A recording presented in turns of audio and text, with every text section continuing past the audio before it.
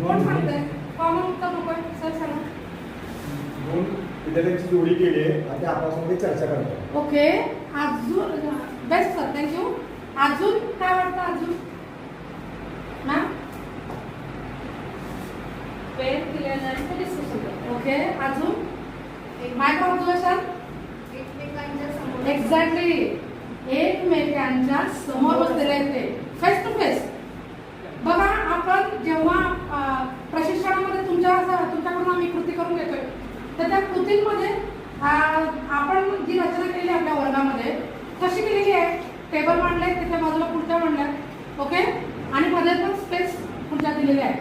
तर जेव्हा आम्ही तुमच्या ऍक्टिव्हिटीज घेतोय तेव्हा तुम्हाला काय करतोय? हा एवढा गट असं न म्हणता समोरासमोर बसा, एकत्र बसा, समोरासमोर चेअर घ्या, फेस टू फेस बसा, असं वारंवार तुम्हाला सूचना देतोय. तर या रचनेचे वैशिष्ट्य लक्षात घ्या. कारण आपण मोस्टली काय होतं की जेव्हा क्लासमध्ये जातो त्यावेळेला ह्या गोष्टीचं भान आपल्याला राहत नाही. तर आणि दुसरी गोष्ट की आपण ज्या स्लाइड्समध्ये आपण बघतोय की जे पिक्चर्स आहेत, जी चित्र आहेत, त्या सगळ्या चित्रांना बघा ग्रुप ऍक्टिव्हिटी करत असताना मुलं आपल्या समोरासमोरच बसलेले आहेत. 4चा गट केला 2 पुढे 2 मागं असं बसवलंय का?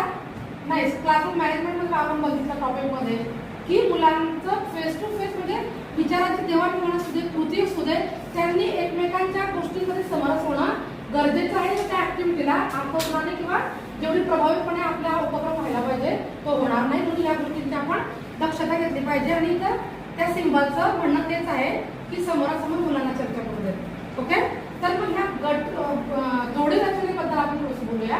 मी फक्त तुम्हाला प्रकार सांगते त्या पद्धतीने आपल्याला जायचं आहे. बघा पहिली जोडी रचना आहे थिंक पेअर शेअर. शब्दामध्ये सगळं काही आहे. थिंक म्हणजे काय? कॉमन उत्तर नको आहे. मॅडम प्लीज सांगा तुम्ही.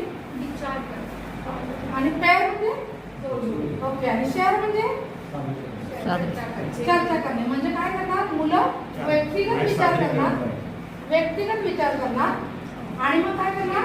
जोडी होणार आणि मग एकमेकांच्या विचाराची देवाणघेवाण करणार. Okay second madam please read.